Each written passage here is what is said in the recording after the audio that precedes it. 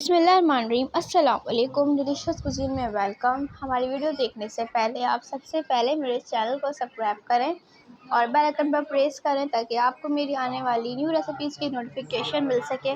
आज की जो हमारी रेसिपी बनाने जा रहे हैं तो रही सब्ज़ी स्टार्ट करते हैं।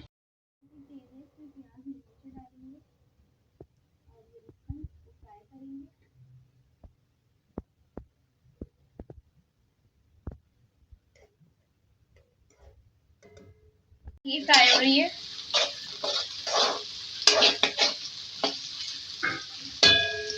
फ्राई डालेंगे आप।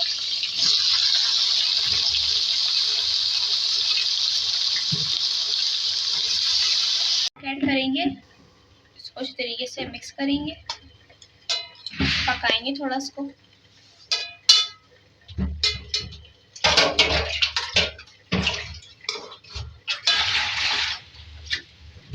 टमाटर ऐड करेंगे इसमें कटे हुए बारीक, इसको मिक्स करेंगे और पकने देंगे। जी तो आप देख सकते हैं हमारी आज की मज़ेदार सी रेसिपी जो मैंने आपके साथ आज शेयर की है तो रही है, इसको ज़रूर ट्राई करें, मुझको बताएं कैसी लगी। पसंद है तो कमेंट सेक्शन में अपनी राय का इज़हार ज़रूर कीजिएगा। मेरी इस वीडियो को लाइक कीजिएगा। नेक्स्ट टाइम इजाज़त दीजिए। अल्लाह हाफ़िज़।